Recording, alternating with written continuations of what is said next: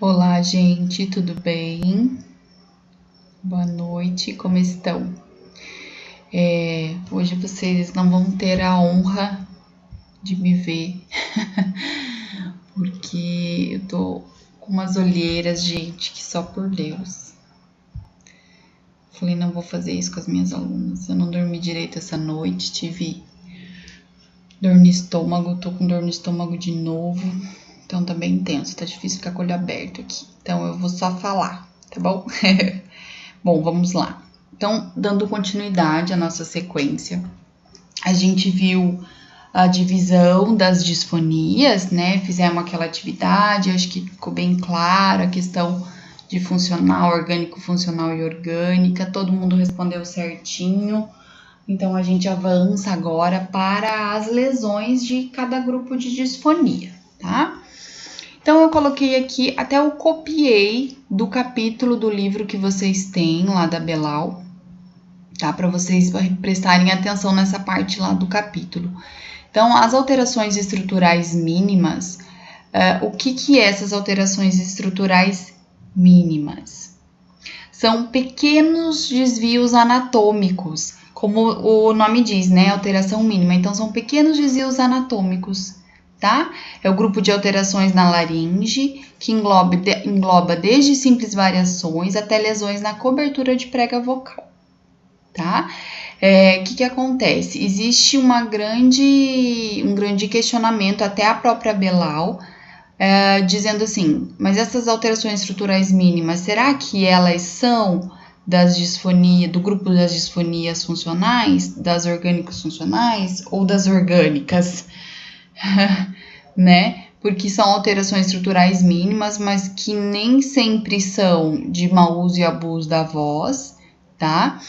E alguns dessas alterações a gente tem sulco vocal, cisto epidermoide, ponte de mucosa, microdiafragma laringe e vasculodisgenesia. A gente tem essas alterações estruturais mínimas. Então, a gente vai deixar elas no grupo, vamos pensar assim, num quarto grupo, tá? Não vamos encaixar elas em nenhuma das disfonias, porque tem esse grande questionamento, vocês vão ver no capítulo que tem várias questões aí que eles perguntam para Belal por que colocar na disfonia funcional, né? Sendo que não é de mau uso e abuso da voz, tá? Então eu coloquei aqui para vocês terem conhecimento que existe as AM, que são as alterações estruturais mínimas. Tá? Então, sulco, cisto epidermoide, ponte de mucosa, microdiafragma laríngeo e vasculodisgenesia. Eu vou deixar essas daqui por último, dependendo do meu tempo aqui, depois eu descrevo cada uma para vocês. Senão, daí fica para o próximo conteúdo, tá, gente? Senão vai ser muita informação. Então, as disfonias orgânicas funcionais, lembram, né? As disfonias orgânicos funcionais, voltando aqui um pouquinho, então aqui nas alterações estruturais mínimas, nas disfonias funcionais, a gente entra aqui também as disfonias psicogênicas, né, psicoemocionais, né? Então, na disfonia funcional não tem lesão, tá? Eu não tenho lesão em prega vocal. Eu tenho uma alteração, mas eu não tenho ainda uma lesão estabelecida ali, tá? Porque o paciente tá com mau uso ou abuso da voz, tá com uma pequena alteração, mas ainda não tem uma lesão formada, como nódulo, pólipo e tudo mais, tá? Aí, nas disfonias orgânico-funcional, que é a disfonia funcional diagnosticada tardiamente, aí sim, aí aqui eu vou ter essas patologias que vocês estão vendo os nomes aí. Nódulo, pólipo, edema e edema de Heinck, tá? Úlcera de contato, granuloma e leucoplasia, tá? Deixa eu arrumar aqui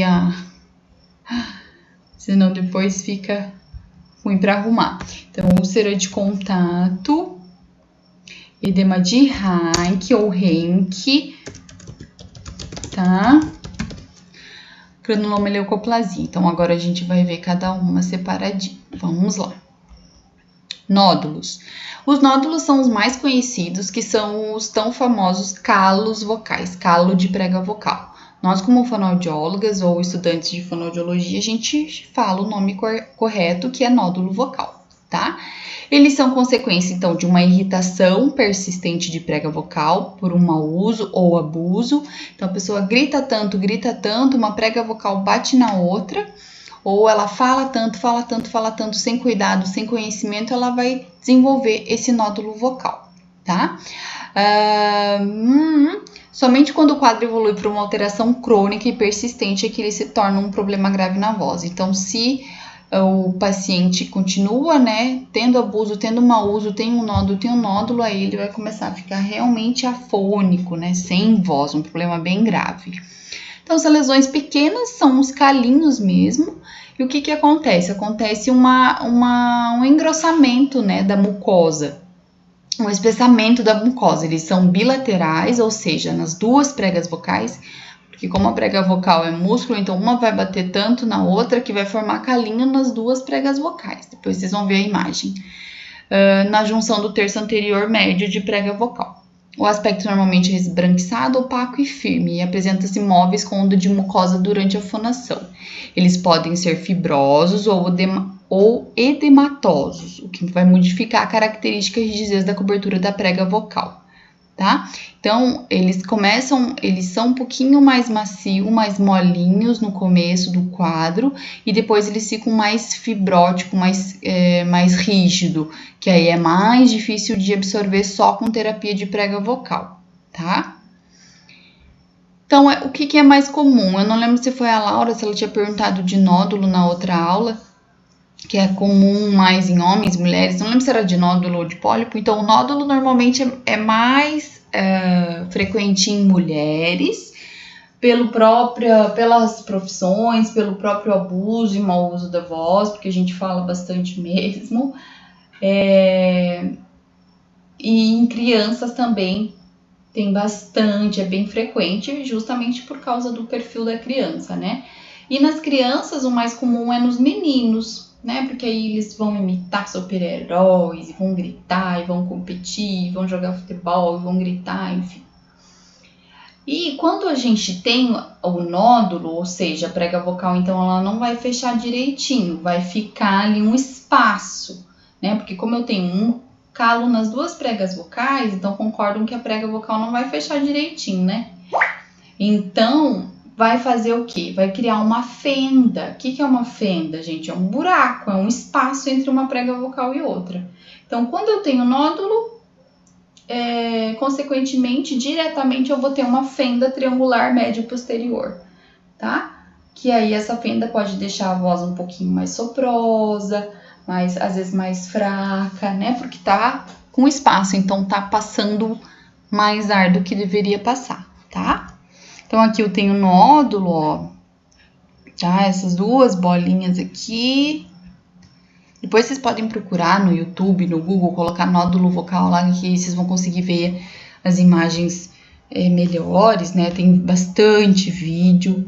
Ó, de novo aqui, então, ó, como eu vou ter calo aqui, a hora que eu fechar, vai ficar um buraquinho aqui, tá? Que é a fenda. Nódulo de novo, tá? Agora, os pólipos. Então, vamos falar de outra patologia. Cuidado para não confundir. Gente, eu coloquei bastante texto no slide de propósito mesmo. Eu não gosto, mas eu achei que vai ficar mais fácil, mais resumido para vocês estudarem, do que colocar o slide e daí colocar o material que eu uso, que é um capítulo de um outro livro da Belal, falando das patologias. Eu achei que ia ficar mais confuso. Então, eu peguei o máximo que eu pude de texto, de informação, e coloquei nos slides. Que aí vocês conseguem estudar só por aqui, tá? Então, os pólipos são lesões bem comuns também. Normalmente, eles são unilaterais. Então, aí a grande diferença é com o pólipo, com o nódulo. Que o nódulo normalmente é bilateral. O pólipo é mais unilateral.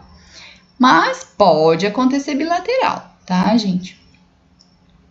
Normalmente estão presentes na margem livre das pregas vocais Ocorre na camada superficial da lâmina própria, presença de vasos dilatados, tecido fibrótico. Ó, tecido fibrótico, então o pólipo ele é mais rígido, ele tem mais fibra que o nódulo. O pólipo a gente não consegue absorver só com fonoterapia. Quem tem pólipo tem que fazer cirurgia, tá? Ele pode variar quanto à localização, volume e forma. O mais frequente é o fibroso. Daí tem o gelatinoso também, que é um pouquinho mais maleável. E tem também o de natureza hemorrágica, que é com bastante circulação, muito vaso sanguíneo, tá? Então, a gente tem esses 3 tipos de pólipo. Aqui, ó, pólipo. Olha como ele é diferente que o nódulo, né? Então, ele claro que essa gravura tá bem grande, mas ele é realmente maior, ele é mais vistoso, ele aparece mais do que o nódulo, tá? Aqui mais um desenho de pólipo, ó, tá vendo que esse aqui já é mais vermelho, provavelmente é o hemorrágico, esse aqui já tá mais branquinho, então provavelmente é o fibroso. O edema de Reinke. O edema de Reinke, normalmente, ele é consequência do uso de cigarro e álcool. Então, aquela pessoa que tem a voz bem grossa, que tem aquela tosse de cigarro mesmo, de fumante, sabe? Provavelmente ela tem um edema de Reinke. E o edema de Reinke, ele forma como se fosse uma bolha na prega vocal, vocês vão ver na imagem ali.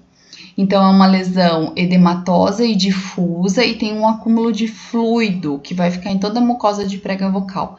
Então, como a prega vocal ela enche de fluido, forma uma bolha mesmo.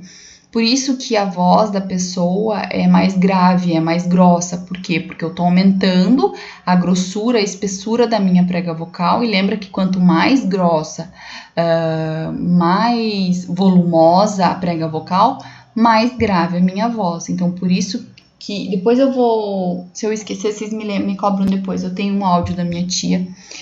Acho que eu já comentei dela para vocês, da tia Rita, que ela é fumante. Bebe bastante também, e tem a voz, parece de homem, assim, quem fala com ela no telefone acha que é homem, a voz dela é super grossa, e aí tem aquela coisa molhada, assim, meio pastosa no fundo, aquela tosse de cigarro mesmo com catarro, sabe? Que é o edema de Reinke. Eu sempre brinco com ela, e aí tia, quando que a gente vai operar esse edema de Reinke? Porque o edema de Reinke também a gente não consegue diminuir, eliminar pela fonoterapia, só com cirurgia. Tem um videozinho no YouTube bem legal, cirurgia de edema de Reinke, coloquem lá. Aparece a cirurgia, eles removendo essa bolha aí do edema de Reinke, é bem bacana de ver, tá? Então, ele se desenvolve devido à irritação crônica de prega vocal. Já falei aqui também. Opa! Afeta a camada superficial da lâmina própria, afeta o espaço subtelial também. Aqui a parte que acontece com o edema de Reinke. A pessoa é fumante, tem um edema de Reinke, só que a pessoa que é fumante, ela não para de fumar. Por mais que você fale, por mais que ela fique com a voz rouca, por mais que ela faça a cirurgia, ela continua fumando. Então, é um ciclo vicioso, né? O ciclo nunca tem fim. Cigarro, álcool, edema de Reinke, cirurgia, cigarro, álcool, cirurgia. Eles não mudam. Aqui, ó. Tá vendo aqui? Tudo isso aqui é edema de Reinke, essa bolha aqui, ó. Dá pra ver bem, né, gente? A diferença de uma prega vocal normal e uma prega vocal com edema de Reinke. Mais uma aqui, tá? Então, na cirurgia eles vêm aqui, aí eles cortam aqui essa parte, né? Tira toda essa bolha, esse edema aqui, e aí a prega vocal tem que cicatrizar sozinha, né? Só que aí, pelos hábitos e tal, ela aparece de novo. Úlcera de contato, então aqui a gente tem a úlcera de contato, aqui meio branquinha, assim, um buraquinho, que é uma úlcera mesmo. São escavações bilaterais, então esses buraquinhos, né? Com imagem erosiva. Sabe quando a gente tá com aquelas aftas bem chatas, assim, na boca, na mucosa da boca interna, que fica mesmo um buraquinho? É como se fosse isso, a úlcera de contato, tá? Pode ser unilateral ou bilateral. aqui a causa, então é falar muito alto, ataque vocal brusco, esforço vocal contínuo, refluxo gastroesofágico. Por quê? Porque o refluxo, quem tem refluxo ou azia, o líquido do refluxo fica subindo e fica atingindo, né, prega vocal, mucosa ali perto de prega vocal, e isso acaba fazendo uma úlcera de contato, tá?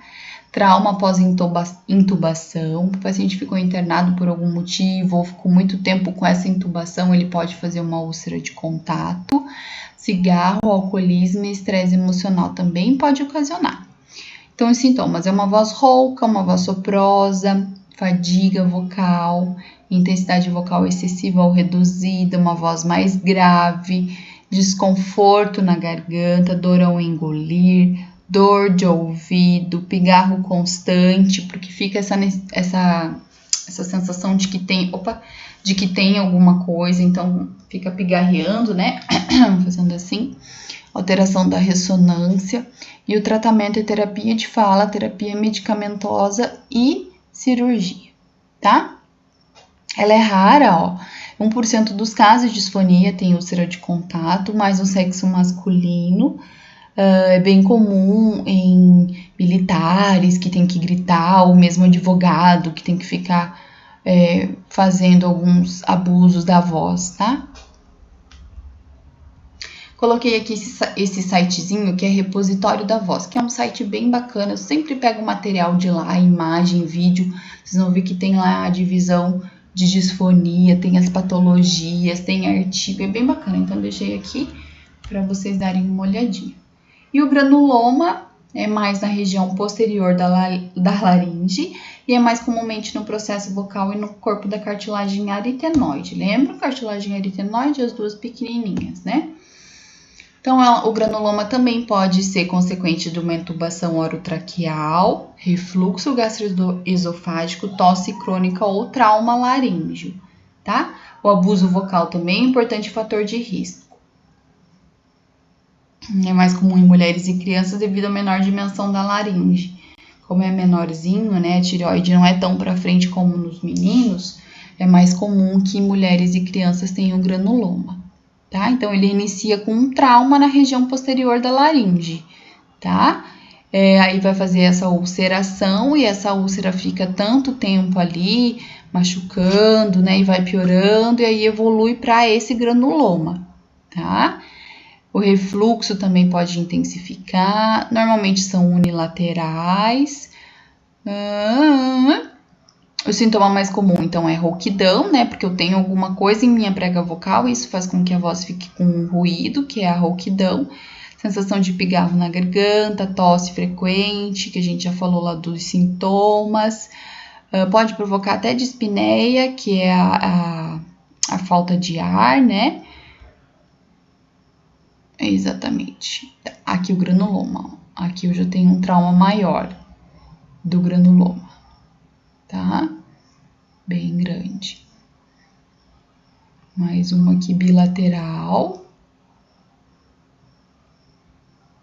Aqui uma prega vocal normal e uma prega vocal com granuloma. Leucoplasia. A leucoplasia já é uma lesão branca de mucosa que ela afeta qualquer região da laringe, tá? Mas é mais comum em prega vocal. Ela é considerada já pré-maligna, então a leucoplasia pode ser considerada um tipo de câncer, né? Embora a presença do tumor ocorra em menos de 20% dos casos. Então, ela é consequência de uma resposta tecidual à agressão repetida. Pode ser cigarro, pode ser refluxo e álcool. Aqui, leucoplasia, tá? Toda essa parte branca aqui, ó. Como ela tem característica, né?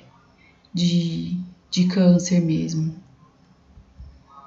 Aí agora a gente entra nas disfonias orgânicas. Então, lembrando que disfonia funcional entra a disfonia psicogênica, né? De muda vocal, que a gente já conversou. Aí eu coloquei as alterações estruturais mínimas, mas a gente deixa ela com um asterisco assim do lado, por causa das questões, né, de onde ela se enquadra mais. Aí as disfonias orgânicas funcionais foram todas essas outras que a gente falou. nódulo, pólipo, úlcera de contato, granuloma, leucoplasia. E agora a gente entra nas disfonias orgânicas. Então, eu tenho disfonias orgânicas onde a causa está nos órgãos de comunicação, que aí pode ser um diafragma laríngeo, uma laringomalácia, uma paralisia de prega vocal, um tumor benigno ou maligno e um trauma de arma de fogo, trauma de arma branca, um trauma de acidente automobilístico, enfim, um trauma de luta, qualquer outra coisa. E eu tenho as disfonias orgânicas, onde a causa é nos outros órgãos, lembra que a gente já conversou na aula de disfonia? Então, ela pode ser uma disfonia por alteração endocrinológica, que daí entra alteração na hipófise, né? Na glândula tireoide, por ela, que é a esclerose lateral amiotrófica, por Parkinson, né? Que são doenças neurológicas que provocam toda uma alteração no organismo, no metabolismo, e que a prega vocal não vai se safar, né? Vai ter uma disfonia aí neurológica por conta desses quadros clínicos. Disfonia pela doença autoimune e disfonia por alteração de refluxo gastroesofágico, que é o RGE, refluxo gastroesofágico, tá? Então, vamos ver algumas. Então, o diafragma laríngeo é a persistência de uma membrana horizontal mais ampla de orifício central posterior entre as pregas vocais. Então, o que acontece? O diafragma laríngeo é congênito. O bebezinho já nasce com o diafragma laríngeo. E vai acontecer o quê? Vai ter um estridor com 2 tons de espineia. Então, é um bebê, uma criança que tem vários dispneias enquanto dorme, falta de ar, tem um chorinho fraco, às vezes tem dificuldade para se alimentar também, tá? A gravidade do diafragma laríngeo vai depender de como é esse diafragma laríngeo, qual que é o tamanho dessa lesão. Eles são chamados também de atresia laríngea e pode ser fatal, tá? Dependendo da lesão. A maioria das anomalias congênitas das vias aéreas apresenta pouca gravidade, desde que não sejam associadas a comorbidades agudas que geram prejuízo à função respiratória. Então, não é nada o diafragma laríngeo, a laringomalácia que a gente vai ver, não é nada, não é grave, não.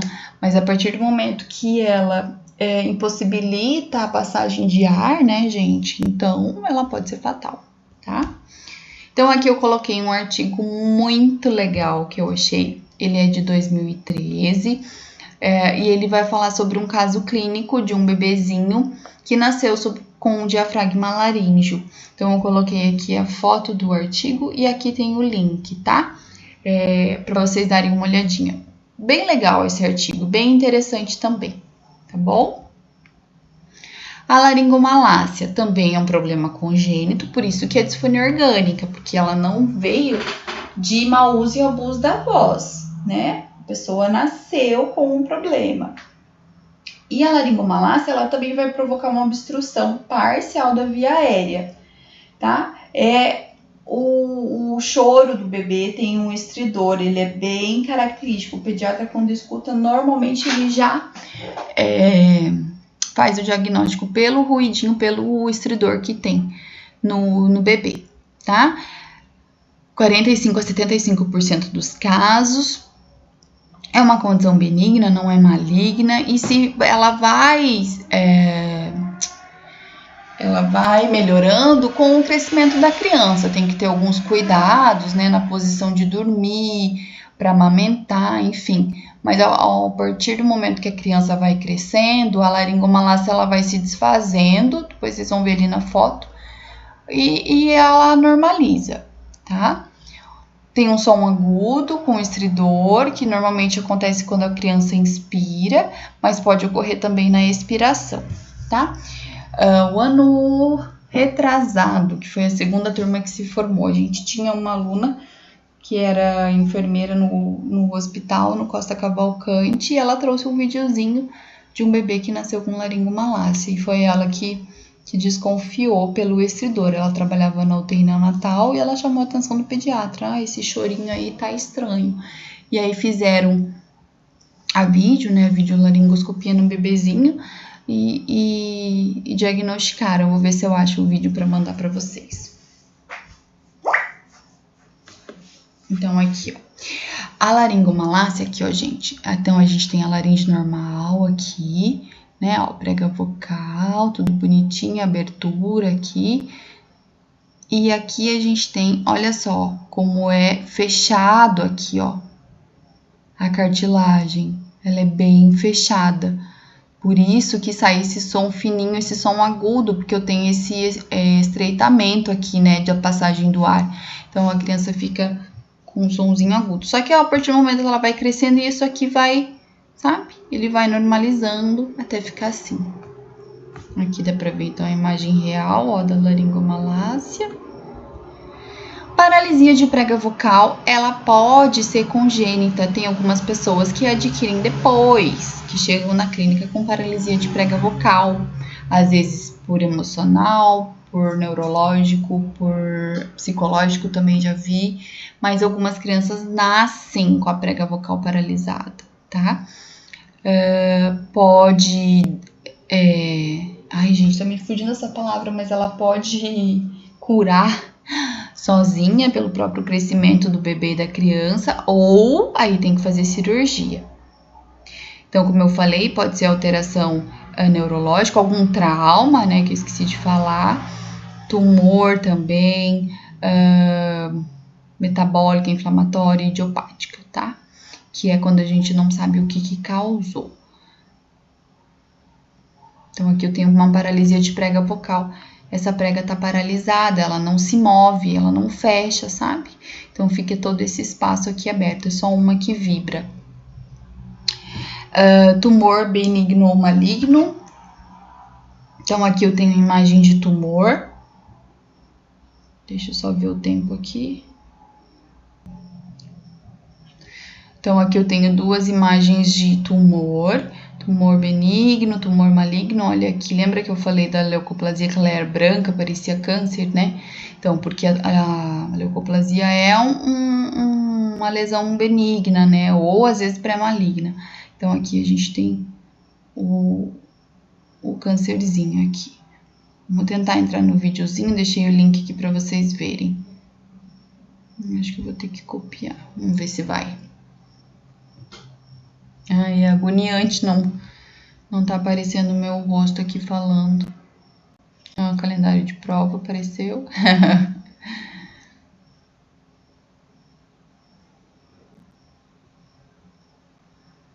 Ixi, não vai abrir, será?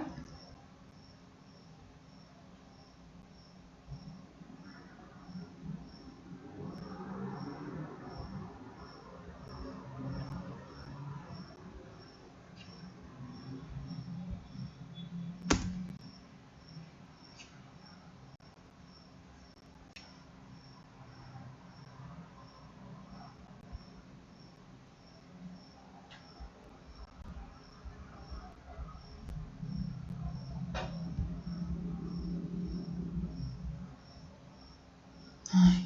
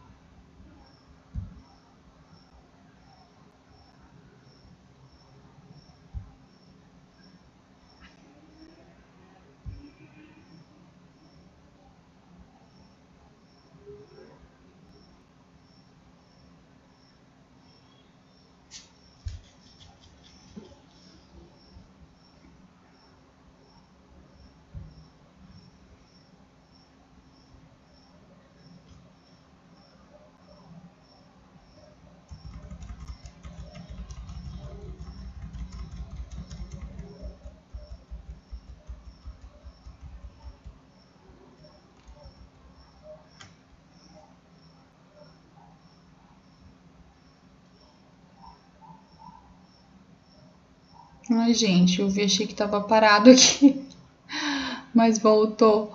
Olha só, vamos ver o vídeo aqui. Ai, meu Deus. Vamos ver se agora vai.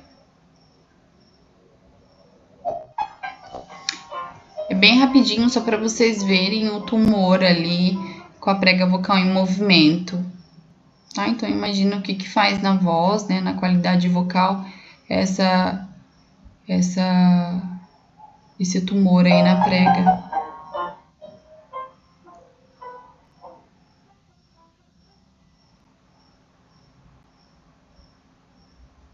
Tá? E depois vocês podem navegar aqui e procurar uns outros videozinhos. Vamos voltar lá.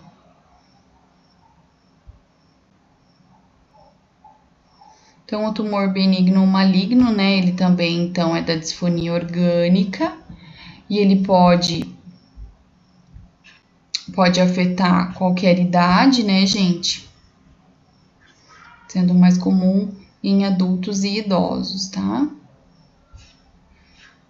Ocorre predominantemente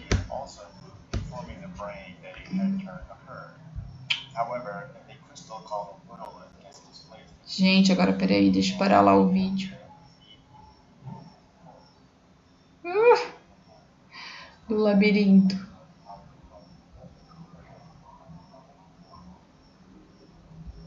Eu fico com milhões de coisas abertas aqui, né? Lógico que não vai dar certo.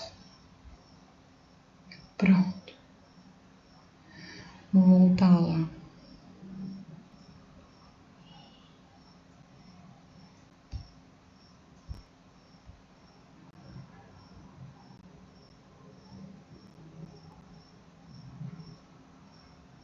Aí. Então, ele ocorre mais em homens acima de 40 anos, é um dos mais comuns entre os que atingem a região de cabeça e pescoço. 20% representa 25% dos tumores malignos que acometem essa área e 2% de todas as doenças malignas.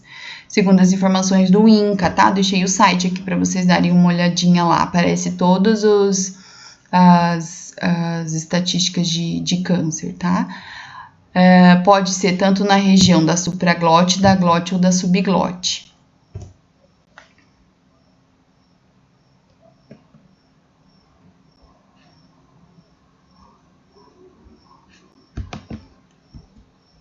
O diagnóstico, então, vai ser feito... O diagnóstico vai ser feito, então, pelo exame, né, gente? Vai fazer a primeira videolaringo e aí vai ser feito a biópsia, né, do tecido para ver se é benigno, se é maligno.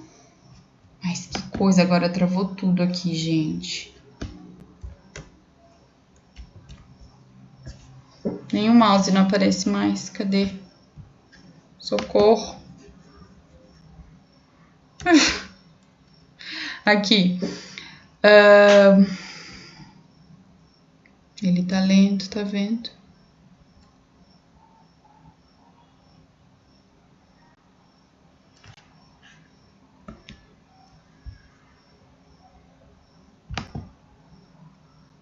A biópsia é obrigatória, né, antes de qualquer planejamento terapêutico, e dependendo da lesão, tem que tirar a laringe, tem que tirar a prega vocal, tem que tirar uma cartilagem, enfim. Os sintomas são dor de garganta, principalmente durante deglutição, e também pode ser rouquidão. Então, se é mais deglutição, é supraglote, né, porque está em cima de prega vocal. Se é mais rouquidão, daí já é glote ou subglote. Tem também alteração na qualidade de voz, sensação de caroço na garganta, rouquidão, dispneia também. O tratamento, então, vai fazer cirurgia, radioterapia, quimioterapia. Quanto mais precoce, né, como todo câncer, mais chances de eliminar e não precisar fazer cirurgia de exerese, que é a retirada do órgão, enfim.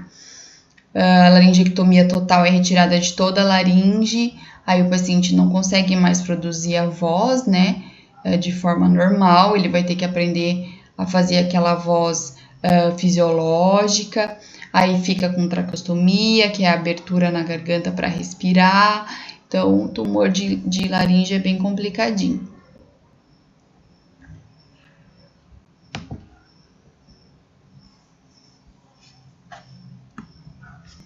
Quero ver se todo mundo vai ver essa aula inteira aí para ver os BO que deu nessa aula. Quero ver se alguém vai comentar alguma coisa.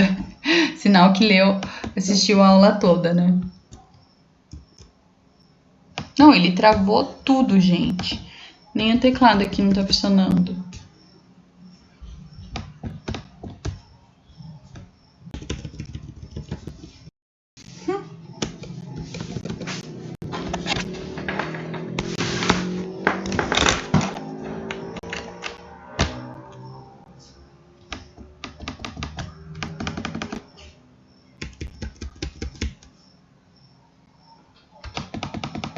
Vamos desligar e ligar de novo.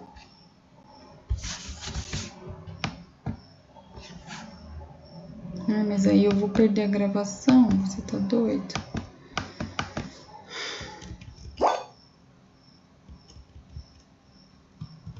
Gente, não sei o que fazer.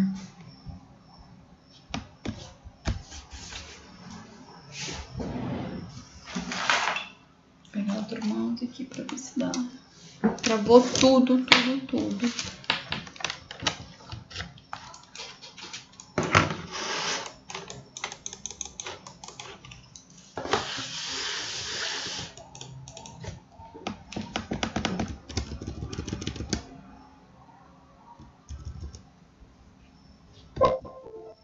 Opa.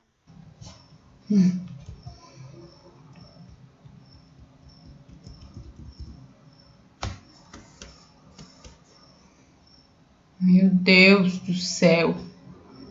Oxi.